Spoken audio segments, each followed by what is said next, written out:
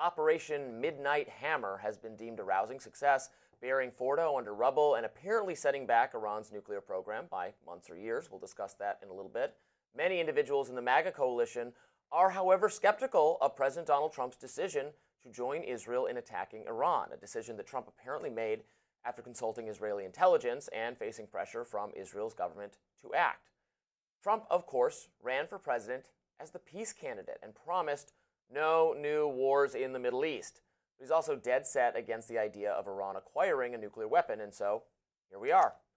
Initially, after the strikes, Trump issued a statement that the strikes were a spectacular military success.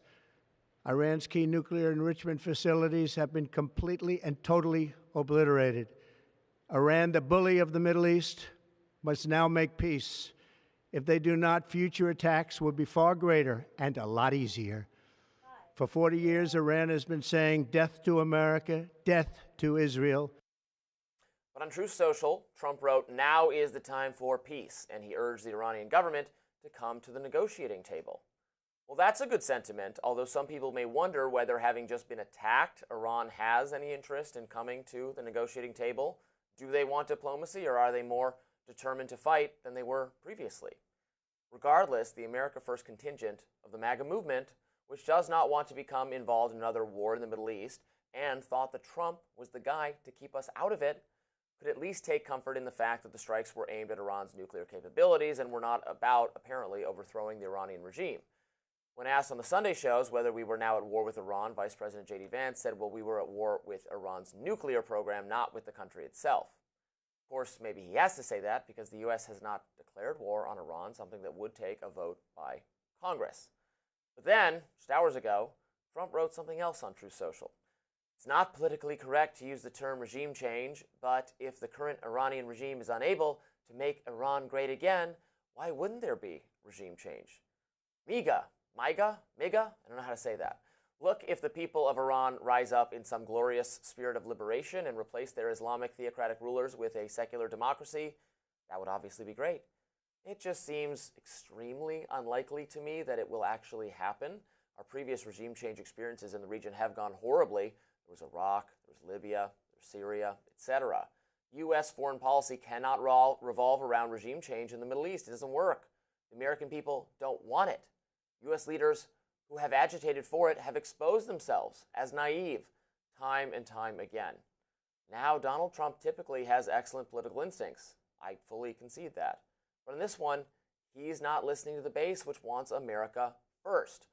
Trump should spend more time with Tucker Carlson and Marjorie Taylor Greene and Rand Paul and Joe Rogan and everybody in the MAGA movement who put some degree of faith in Trump because he consistently opposed disastrous wars in the Middle East.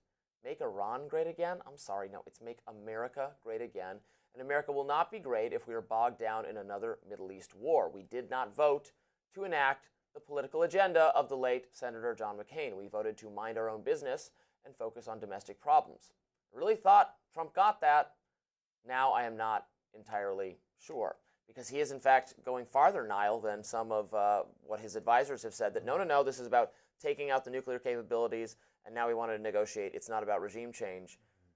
Trump is giving voice to the regime change crowd that has been part of a Republican establishment that he himself ran against and largely beat back into the shadows, into obscurity, and now seems to be once again directing our Middle East policy, our foreign policy, no matter who we vote for, from Barack Obama to Donald Trump and everything in between. We still get a foreign policy geared around regime change. Yeah, he is opening the door to that very wide. Having run as a candidate who was closed off from that sort of thing, you drew the contrast with John McCain, the late John McCain, who had a much more interventionist mindset.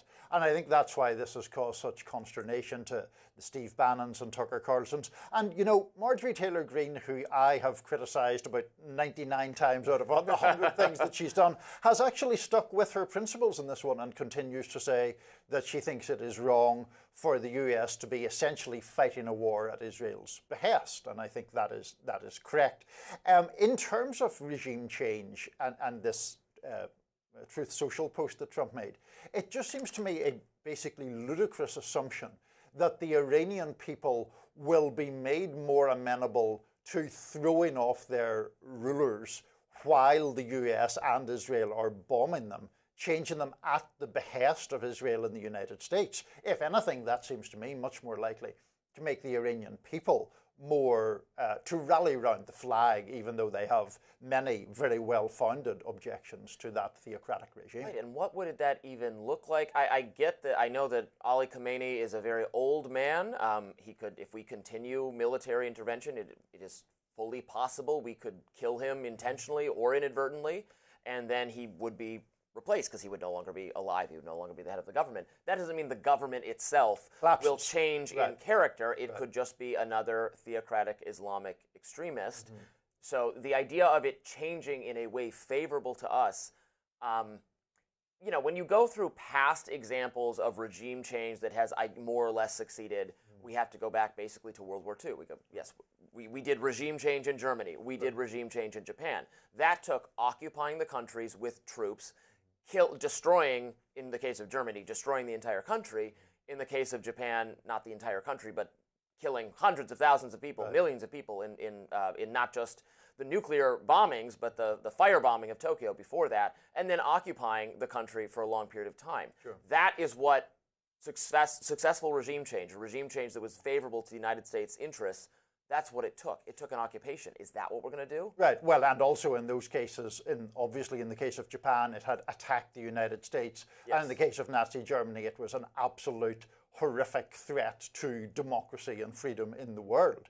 Right. I think there is easily an argument that could be made that Iran could have been contained and could continue to be contained. And this expansive sort of vision of regime change, I think, is crazy stuff. Just briefly, I noticed that some of the people pushing it, well, they're kind of giving me flashbacks to the Iraq War when there were guys like Ahmad Chalabi and all those guys around selling people in Washington on the idea that this was all going to be fantastic, would be welcomed as liberators. Did not work out that way.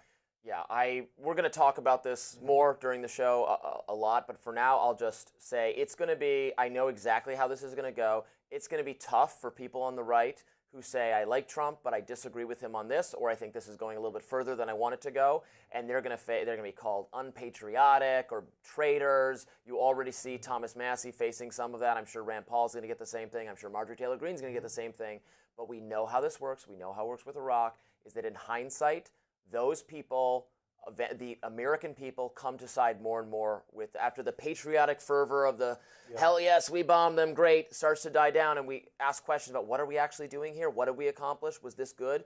With Iraq, it took a while. I mean, the public opinion caught up with it before our leadership did.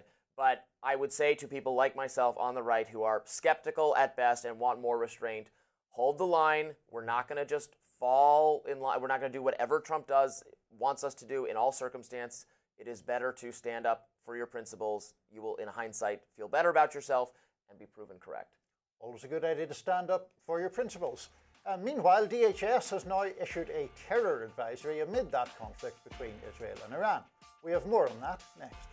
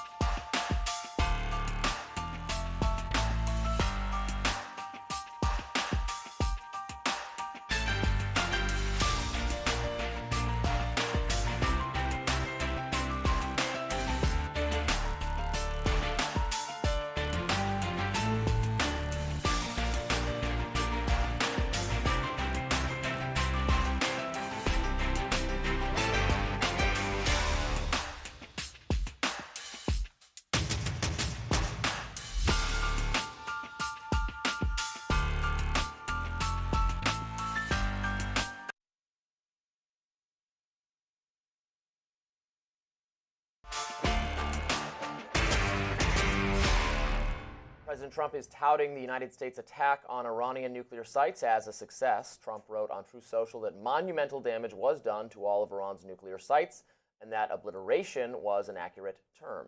The actual damage caused to the sites are still a bit murky, however. The New York Times, for instance, says that 2 Israeli officials told them that Fordo, the key Iranian nuclear site built into a mountain, was seriously damaged but not completely destroyed. A senior US official who spoke to the outlet added that while Fordo was not entirely destroyed, it was severely damaged and, quote, off the table. Another Truth Social post from President Trump yesterday, also raising eyebrows. He wrote, "It's not politically correct to use the term regime change, but if the current Iranian regime is unable to make Iran great again, why wouldn't there be a regime change? MIGA." Senior members of the president's administration had earlier struck a different tune. Vice President J.D. Vance and Secretary of State Marco Rubio both said that regime change was not the goal of the U.S.'s strikes. Vance also expressed the administration's desire for a path to peace on NBC yesterday. Let's watch. We don't want a regime change. We do not want to protract this or build this out any more than it's already been built out. We want to end their nuclear program, and then we want to talk to the Iranians about a long-term settlement here. There's another pathway on the table here. There's a pathway where Iran integrates itself into the international community, stops funding terrorism, and stops trying to pursue a nuclear weapon. This is a reset. Rubio clashed with CBS's Margaret Brennan over Iran's nuclear program. Brennan asked Rubio if Iran had given an order to pursue a nuclear weapon. And here's Rubio's response.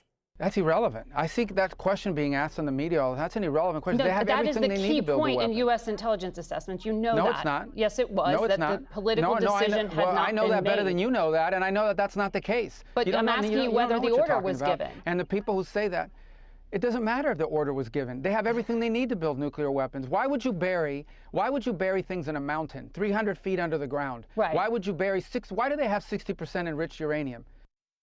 Now, Iran's foreign minister says he is meeting with Russian President Vladimir Putin today, but as the New York Times reports, there's no sign Russia is willing to significantly help Iran's military efforts. A spokesperson for Iran's Central Military Headquarters said today, "Mr. Trump, the gambler, you may start this war, but we will be the ones to end it." The Department of Homeland Security, meanwhile, issued a terrorism advisory yesterday, writing in a statement, "The likelihood of violent extremists in the homeland independently mobilizing to violence in response to the conflict would likely increase if Iranian leadership issued a religious ruling calling for retaliatory violence against targets in the homeland." And in the latest developments in the Iran-Israel conflict, Israel say that they have struck Iranian command headquarters and facilities and Fordo access routes. And then the latest news I was seeing this morning is speculation about the Strait of Hormuz potentially being closed by Iran, which would impact oil prices. Tons of the oil that we rely on that makes the U.S. markets goes through this narrow waterway that Iran could seal off quite easily. And if we wanted to stop them, that would bring us into greater conflict. So I am hoping, of course, that doesn't happen. But I believe Iran's parliament has given the go-ahead to do that. And now I guess it is with the supreme leader to make that decision. So we could be dealing with some pain at the pump as a result of this action. Which is, I think, the more likely kind of Iranian response. Now, of course, I could be proven wrong any second. Maybe they will just fire missiles at American troop installations in the Middle East. But it seems to me more likely that they would opt for something that is at least a little bit asymmetrical. The Strait of Hormuz, as you mentioned, has about 1/5 of all the global oil trade goes through there. That would have, obviously, as you say, the capacity to hurt Americans and hurt the global economy, actually, because it would spike the price of oil.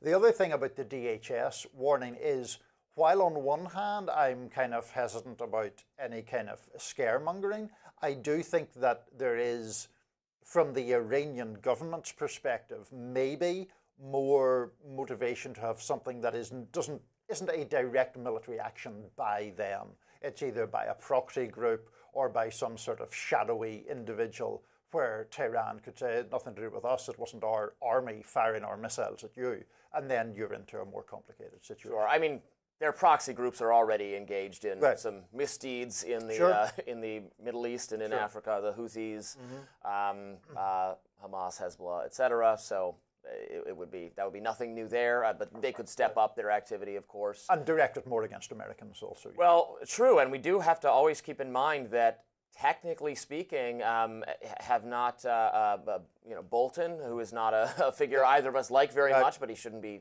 killed for his views. They have targeted him as a potential assassination figure, Mike Pompeo, and then in the Tucker Carlson, Ted Cruz interview that we discussed at great length last week, Ted Cruz repeatedly said that he has seen indication that Iran would have an assassination plan against Donald Trump. That would be a very, very dramatic escalation, obviously, of the war if there was to be an attempt on the president's life. I do hope they take his security and the security of the officials very seriously. Given the things we've seen, I think that would be very reasonable to do. No, for sure. And just one point, we were talking earlier about the idea of regime change. It is notable to me that Israel is now striking more targets in Iran, apparently struck at a prison in Tehran, a number of other spots. And to me, this is just one of the worrisome things about this is, I don't think Benjamin Netanyahu is solely concerned with Iran's nuclear program. I think he has much more expansive goals. Now, because the US has now bombed Iran, it has put itself into alignment with him.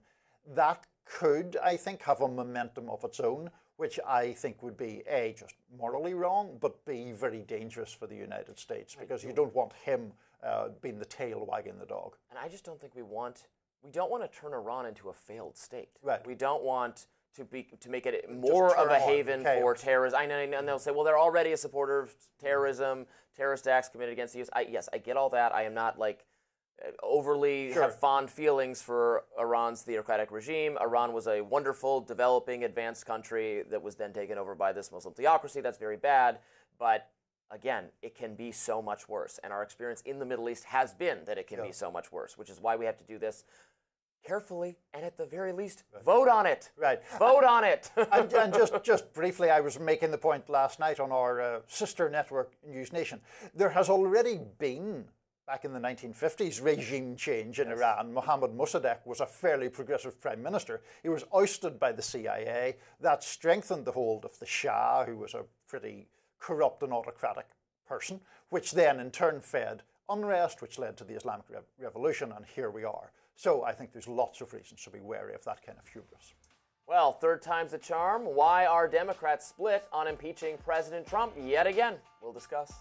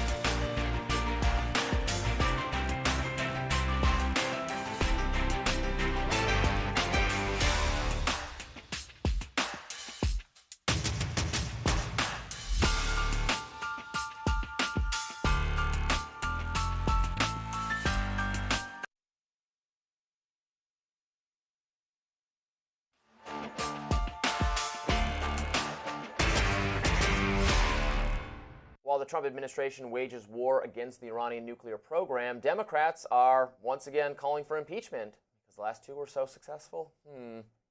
Many on the left are echoing Republican Congressman Thomas Massey's stance that this was a de facto declaration of war and is therefore unconstitutional because Congress was not involved. Alexandria Ocasio-Cortez took to X on Saturday, writing, "The president's disastrous decision to bomb Iran without authorization is a grave violation of the Constitution and congressional war powers. He has impulsively risked launching a war that may ensnare us for generations. It is absolutely and clearly grounds for impeachment." But the idea of impeachment doesn't seem to have much traction with some of AOC's Democratic colleagues. Take a listen to Adam Schiff on CNN. We've seen what a high bar there is to impeachment when one party in Congress, the Republican Party, is willing to work completely in lockstep with the president. I think the better remedy, frankly, is if Republicans will show any backbone whatsoever, is to pass a war powers resolution to prevent any further military action that is not purely defensive, that is designed to protect service members' lives, American lives, and our interests. That, to me, ought to be the most immediate step. Criticism is coming in from Republicans as well. In response to the call for impeachment, Marjorie Taylor Greene shot back at AOC, saying, "Shut up, you pathetic little hypocrite. You fully supported our military and IC running the proxy war against Russia in Ukraine. You voted to fund the Ukraine war under your president with dementia. You don't get to play anti-war and moral outrage anymore." Meantime, Intel officials are crying foul about Trump bypassing Congress in a different way. The top Democrat on the House Intelligence Committee, Representative Jim Himes, directing this post to Trump on X, quote, "According to the Constitution we are both sworn to defend, my attention to this matter comes before bombs fall, full stop." Himes is a member of the so-called Gang of Eight, that's high-level members of Congress, who are supposed to be briefed on classified intelligence matters. Democrats say Republican members were indeed briefed, while they, the Democrats, were left in the dark. I think the proper hypocrisy charge is not really against AOC, but against, I think you could maybe make that charge against, for instance, Nancy Pelosi. I saw old tweets of hers, celebrating the Libya intervention, which also should have been voted on by Congress, and then, now condemning this. Again, here I am, with Thomas Massey and with AOC and with other people, with Ro Khanna. I think this, at the very least, needs to be voted on. This is an offensive war against a sovereign nation that did not attack us first. You're right that Trump can respond to attacks on us without necessarily going through Congress, although he should eventually talk to Congress about it. And we can also aggressively pursue war against terrorists across the Middle East as part of the previous authorization to fight the global war on terror. Iran is a different animal. We need a separate declaration if we're going to do this, and that will be good that'd be healthy for our democracy, because then people who vote for and against it can be held accountable by the voters later on. So I see why Congress doesn't want to do that, with a few principled iconoclasts notwithstanding. Yeah, no, absolutely. I mean, look, Iran is a sovereign nation which the United States has just bombed. There was no national emergency in the sense of an attack, which is the kind of thing that a president can use as permission to not have congressional approval. If you look at the War Powers Act, there isn't really any serious doubt that this is in breach of it, or that congressional approval should have been sought for this. Now, in terms of the politics of it, I'm not entirely sure that argument resonates with the public at large. I mean, I think sometimes that may be seen as a little bit of a arcane issue. I don't see it that way, but I'm not sure that it's a big thing for the general public. Where do you think the Democrats are going to end up on this? Because Republicans are, it is Trump's party. It's mostly united behind Trump. Right. I think some in the MAGA base are not totally pleased with this, but they're not going to rebel against Trump over it. Unless it goes on and gets really bad, as it did with Iraq. Everybody eventually did turn on George W. Bush. So it's going to be a Republican Party that I think is mostly in support of this, with not everybody, and there will continue to be arguments between Tucker Carlson type people and so on. Does that mean the Democrats are going to be the party that is against this? I mean, some of its leadership is not against it. Chuck Schumer is not against it. No, and I think that is why there is this concentration on the impeachment idea from some people, which I think you can make an abstract argument for, but like I say, I'm skeptical of its political benefits.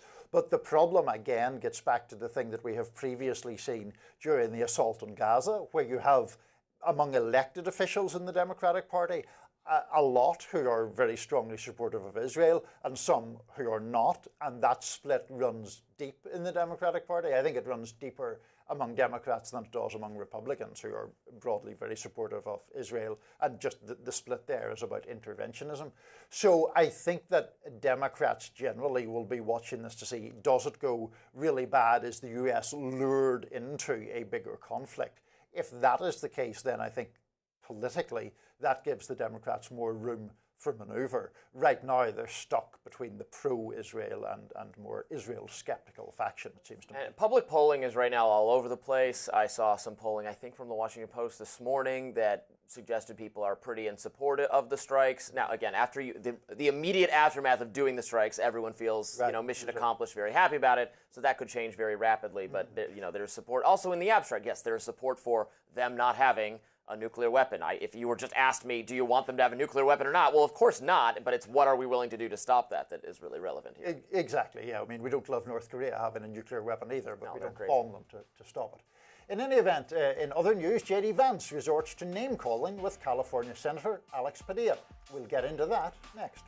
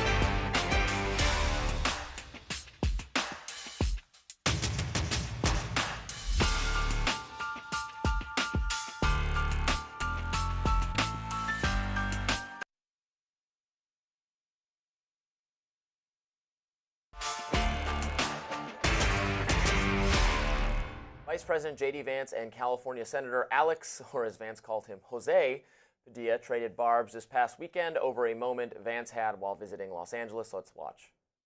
The New York Times just did a story. They keep getting handcuffed, suggesting that the Trump administration is cracking down on Democrats. Can you comment on that? Well, I was hoping Jose Padilla would be here to ask a question, but unfortunately, I guess he decided not to show up because there wasn't the theater. And that's all it is. If you think you heard yourself wrong, you did not. Vance referred to Padilla, whose parents immigrated from Mexico, by the common Spanish name Jose. His first name, of course, is Alex, and Padilla slammed Vance for the remark during an appearance on MSNBC. Let's take a look. He knows my name. He knows my name. Look, sadly, it's just an indicator of how petty and unserious this administration is. but he's the Vice President of the United States. You think he'd take the situation in Los Angeles more seriously? As a reminder, Senator Padilla made the headlines earlier this month after he was forcibly removed from DHS Secretary Kristi Noem's LA press conference. Social media users were as outraged as Padilla. California Governor Gavin Newsom, a social media user, I guess, writing, J.D. Vance served with Alex Padilla in the United States Senate, calling him Jose Padilla is not an accident. Padilla's fellow California Senator, Adam Schiff, writes, he's taking this cheap shot to distract from the real fear and havoc this administration is creating. It's pathetic. But Niall, so I think... But Robbie, our agreement has ended now that the Iran segments are over. I think he just, I don't think he, I don't know, I can't do his mind reading, but based on his line delivery there, I think he just used the wrong, and the reason, there's a reason he substituted the wrong name. Jose Padilla is a person, I actually recall, I thought he was an athlete, but he was a terrorist. Yeah, he was convicted. But this is like 15 years ago. I think it was just, he just substituted, so I've done this before. We used to discuss, when we were talking about Jeffrey Epstein at the very beginning, I just had it in my brain to use the name Richard Epstein because it's a legal scholar I used to read. So I kept saying Richard Epstein even though I meant Jeffrey Epstein. And I have to go, I mean, Jeffrey Epstein, I just think that's what he did, which is not a crime. And I don't think he meant it as a, I don't think he was like racial. I think that's what he did. And it's not a problem. I have a less generous interpretation of J.D. Vance's remarks than you do. I think that, I'm not sure if we can play the clip again there, but he seems to me to be smirking as he says it. I think thought that was his natural smirk. Maybe he does have a natural smirk. I think it is, yeah, please do play it, our friends in the control room, because to me, this looks like it's intentionally done with that in mind. Let's play it again. Do we have it? The New York Times just did a story. They keep getting handcuffed, suggesting that the Trump administration is cracking down on Democrats. Can you comment on that? Well, I was hoping Jose Padilla would be here to ask a question, but unfortunately, I guess he decided not to show up because there wasn't the theater, and that's all it is. I still think that's no, I think intentional. He was gearing up the dig at him line was going to be that he wants a theater, he wants a show. So I don't think, I think that was the laugh line, not a laugh line. Yeah. Do you know what I mean? Yeah, the impact line. I think that was the impact line. And I do find, we probably disagree on this too, I do find the senator's behavior a little bit grandstanding. I'm sorry that they manhandled him and they were too rough with him. They shouldn't have done that, but you can't just like interrupt. She was giving a press conference. He just stormed in and started, trying to talk over her, got too close to her. No one can get too close. We're worried about cabinet officials' security, are we not? We are, but I would dispute your characterization of it. I don't think, there was some suggestion afterwards that he had lunged at her. And if you see the video, we're playing part of it there, but from a different angle. He's not particularly close to her. He had identified himself earlier in the building to I think it was an FBI agent and a National Guard member who had permitted him to go in there in the first place. And to me, the Vance thing feeds into all of this because it is, in my opinion, and I get that we look at this through different lenses, in my opinion, it is Vance doing that sort of government by trolling thing that he enjoys doing and having a go at Padilla and thereby making a joke out of what you correctly termed the manhandling of a United States senator asking very legitimate questions in a very legitimate setting. And just briefly on the racial thing, Robbie, I mean, it does seem to me that sometimes there are things that you can, politicians can get away with saying about Latino or Hispanic people that they couldn't get away with rightly couldn't get away with black people. If you used a stereotypical black wrong name for Cory Booker or Kamala Harris, there would be even more outrage than I think there is about this, and I think there's plenty of outrage to be had about this. It's just, but it is there is a person, a famous person, a notable figure with that name. Like if he said like Paco Hernandez, Padilla, I would understand your argument, but this is, I see why this mistake could be made. I made a similar mistake before. I mean, to suggest that the actual Jose Padilla is famous whenever it's a guy who I suspect both had to look up to remind ourselves who he was, and he was convicted in 2007 of some terrorist offences. I guess it was the last time the name, someone with the last name Padilla was in the news. So I see why you would go. I get it. I've done it. I did the same thing with Epstein. Maybe it's just because I remember specifically having that experience. Yeah. Brianna used to do this with, I can't remember who, some other person who I had to go, no, that's not the one you mean. Right. You just have it set in your head. Yes, maybe, but I just don't extend that to J.D. Vance. Anyway, next up, Ro Khanna and Theo Von raised the alarm over Trump's purportedly big, beautiful bill and how it relates to tech company Palantir. Stay with us.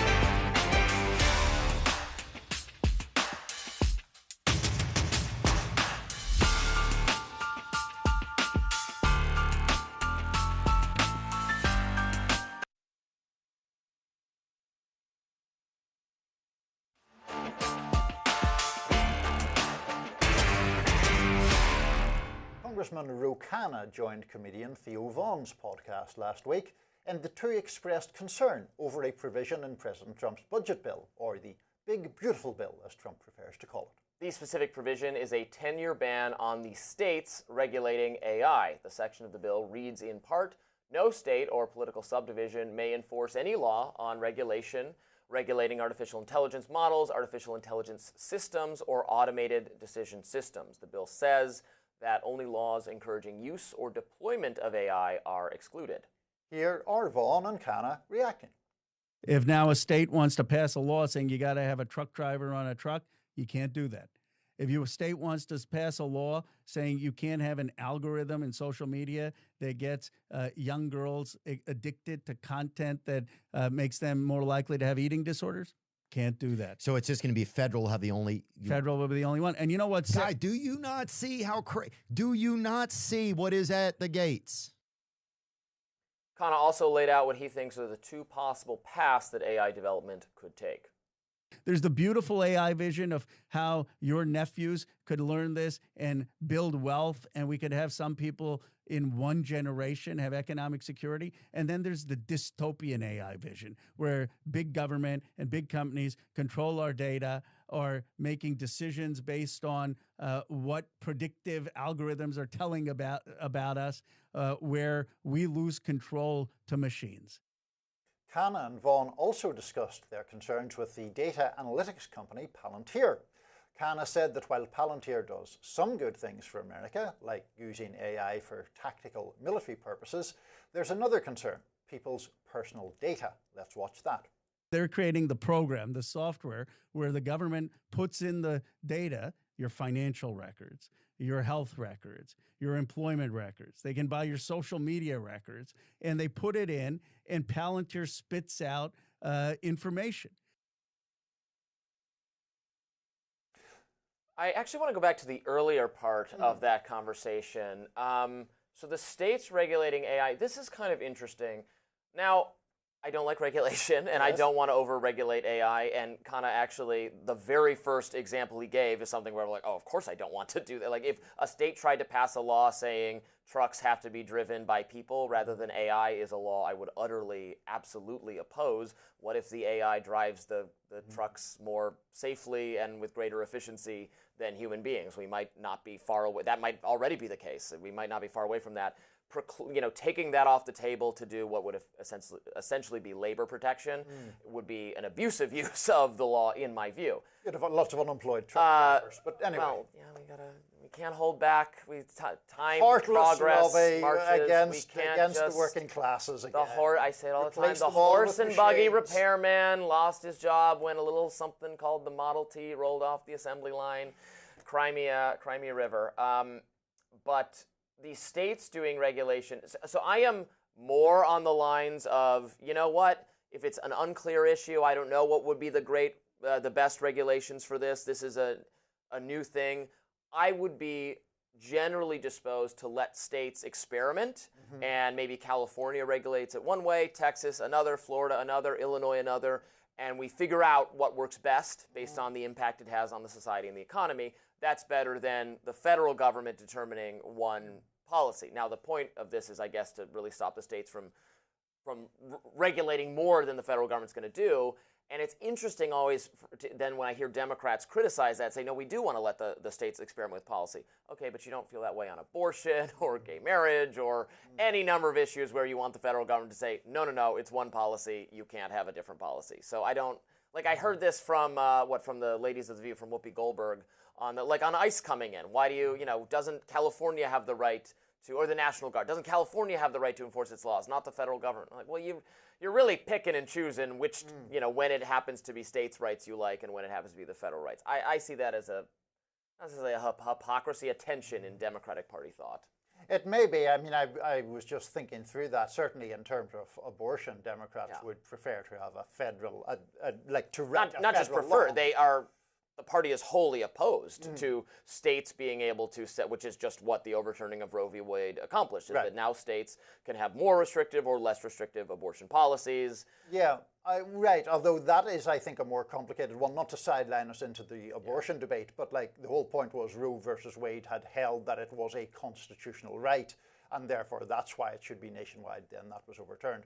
Yeah, but we can say that about, the AI touches on a lot of speech-related stuff. I have a First Amendment constitutional right to, use, then he started getting into algorithms and how they affect, depression or whatever. Well, okay, but I have a First Amendment right to engage with that content or to create a website that promotes that content and uses algorithms. So why do you, the state, get to, the state of California doesn't get to override my First Amendment right? No, it doesn't. But my argument is that in the case of abortion, that has been litigated up to and including the Supreme Court.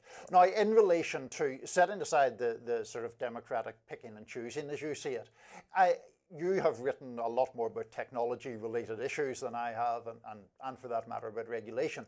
It does seem to me odd to build into what is effectively a budget bill a provision barring states or local authorities from regulating AI at all, really. There are some very small exceptions hollowed out, but mostly it is basically saying to states, no, you can't regulate this thing. That to me seems unwise, and Khanna did make the argument, which is not a million miles away from the one that you were making. He was saying, well, sometimes the federal government only legislates when there are lots of disparate state-level laws, and then the industry or the people who use the industry come to the federal government and say, there's too much of a thicket of different laws, what should be the national standard? Which is, a messy but acceptable way of working things out. To ban states from doing that, I assume you do have some problems with that. Well, yeah, I think, and also to your point, I don't like it just being smuggled into a budget bill. Right. No one in the halls of Congress is discussing, debating, and then voting on specifically whether we think it's a good idea to prohibit the states from regulating on this basis. It might be a good idea to prohibit them from regulating on this basis, but I would like to see a discussion and like to see the arguments made. I'm sure that it's a mix of both industries pushing them to do that and also a somewhat technical national security issue. We don't want to fall behind China on AI development. And if states, for instance, California, where Silicon Valley is, where Ro Khanna is representative, if they, if Democrats got in charge and decided to really turn down the ability of AI to innovate or to innovate in that field, it could get the whole country behind in terms of the race with China. That's probably the thinking. Well, it possibly is, but then I would think someone of a libertarian bent such as yourself would be reluctant to prioritize hypothetical national security benefits at the expense of perhaps personal data. Yeah, but I think market-driven AI development will be a good thing, I think, for our country and for remaining competitive. I'm sure AI can be misused, and we've got a lot of science fiction on how AI is misused. Absolutely. But I think people tend to, the doomers are always saying all this new stuff's going to be bad. I think we underappreciate how much it could also make our lives a lot better. We could allow a lot of prosperity and flourishing. And I want to regulate, fine, but I want to regulate carefully and thoughtfully with people like Ro Khanna, who is above average certainly in having nuanced and intelligent thoughts in this. It helps that he's a little bit younger than the average member of Congress who doesn't get these tech issues. No, it was a good conversation between himself and Theo Vaughn, to be fair. In other conversations, Bill Maher is calling out the views Whoopi Goldberg for her controversial take on Iran. That's next.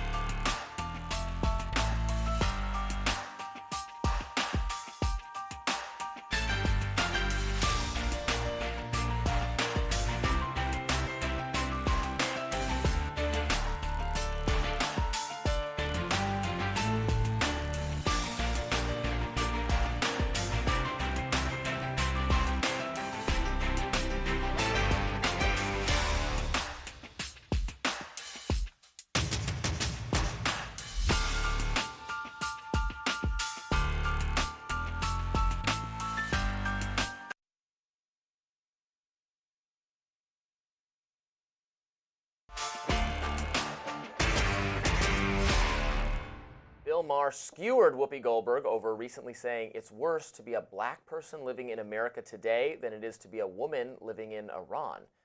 Here he was on Friday night on his show, Real Time with Bill Maher. Take a look.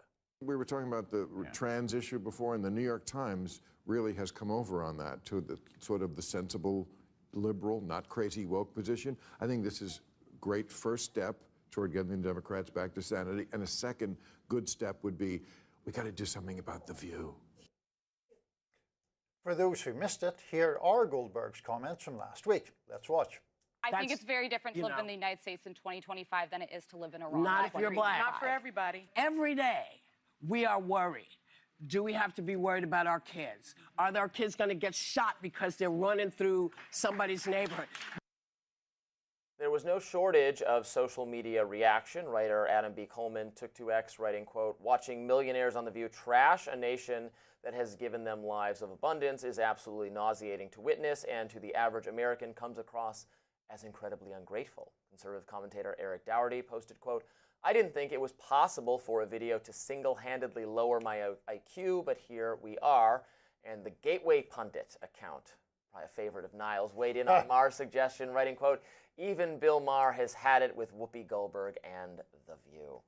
Do we need a total shutdown of The View until we figure out what's going on? Well, to that very point, the one thing that was startling to me about that is coming from Bill Maher, who famously, this is admittedly going back 20 years, lost his show on, wasn't it ABC?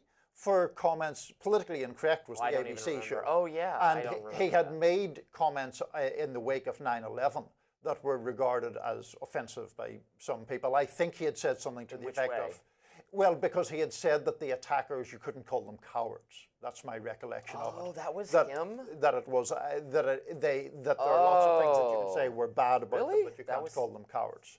Wasn't that him? You're right. I forgot about that whole thing. It's like I'm a human Google sitting over here, Robbie, just reflecting on Bill Maher's career. That was, oh my God, what a stupid period in American commentary life. It was an obviously correct observation that he got fired for. Exactly. And hence ended up on HBO.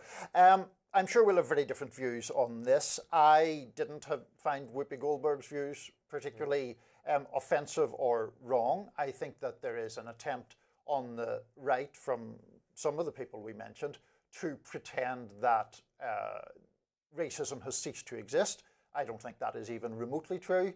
I can cite various statistics that I think unambiguously prove that racism is continuing to be a big sore in American society, and whether people on the right like that or not, it's still a fact. Well, of course, racism does exist, and black people and other people have to deal with racism in their lives, but the comparison to Iran is different because Iran's mistreatment of women is state-based and is explicit government policy in a way that whatever mistreatment of racial minorities in this country is no longer explicitly government-based. We have gotten that out of our government systems, as we should. We have litigated that out of existence. I will not assert that there are no policies anywhere in the U.S. government that have some kind of disparate impact or something like that, but it is nothing like the requirements on women to be, to do X, Y, and Z as they are under Iranian society. Is that not a meaningful difference? Well, I'm not. The comparison with Iran, which is what started this, that gets into a debatable area, of course, because I don't want to be defending the subjugation of women in Iran. I think I had a fairly brief journalistic trip to Iran a long time ago now. But, I was working with a female fixer who was worried about, the moral police coming because her hijab was not correctly covering her hair and all of that. I'm not defending that. Right, that seems so appallingly authoritarian to me, or obviously authoritarian in a way that is not characteristic of our system. Right, but it's worth mentioning perhaps that on the particular episode of Real Time with Bill Maher that we were just playing, Wesley Hunt was the black Republican congressman who was on there, making the argument essentially that, well, we're all Americans now, we have got past this, defending, which I think is a kind of offensive thing to defending the renaming of a military barracks or installation after Robert E. Lee, Confederate general. Well, they named it that, and they unnamed it, then they're renaming it. I was just like, let's pick a name and stick with it, and not have. Well, and maybe not. Let's not name things commemorating traitors who fought to uphold slavery. I'm fine with that, but do you remember the Robert E. Lee statue thing? I'm fine not having things named after Confederates. Obviously, I agree. But when they have to there was a Robert E. Lee statue specifically that they had to melt down, and it was almost like they thought the statue itself was evil. Was just weird. You can have a statue of a guy we can observe and comment on history. When you're naming something, it's celebratory. So I'm with you on that. But there's all the statues have to go. I think there can be a right place in museums or at battle sites where you can have statues, or and that'd be totally fine. And it's crazy to go further than that. And also that there's no limiting principle, because some of the activists who are fired up about the Robert E. Lee statues absolutely want the Thomas Jefferson statues and the George Washington statues to go to, and then I don't know. Then what's the limiting principle? Then we just got to rename everything to Panda Bear Avenue to offend no one. Well, yeah, but I mean, I think we could agree that Robert E. Lee would be well. That's fine if it stops there. It just never does. Well, I mean, look, the point about it, the central point of the discussion, which was occurring there, was about the existence of racism against Black Americans, which plainly does exist. Well, and actually, like life expectancies 5 years shorter than white people. Number of Black children in going hungry is 3 times as high as white children. On and on. Although the actual what she cited, I'm not quite sure what she was referencing. She was referencing violence against gun violence against Black people, which sure is a problem we could take more seriously. I mean, it's not. It is in almost in a large number of cases having to do with poverty and Black people disproportionately living in unsafer areas, not because like the Ku Klux Klan is marching through the country gunning people down. Well, 82% of people on death row are on death row because of offenses committed against white people. Mm-hmm. That is incongruous with the thing that you have just described, which is so-called black-on-black violence. Mm-hmm. That figure shouldn't be as high as that if there was not at some level embedded into the criminal justice system a conscious or subconscious belief that white lives are somehow more important. Well, I think we could debate that at a greater length, but we unfortunately have to run. It does it for us today on Rising Live. Look out for more exclusive YouTube content coming your way today, and be sure to like, share, and subscribe to The Hill's YouTube channel so you never miss any content. And for those of you who like to listen while on the go, we're now available anywhere you can listen to podcasts, and we'll see you back here tomorrow.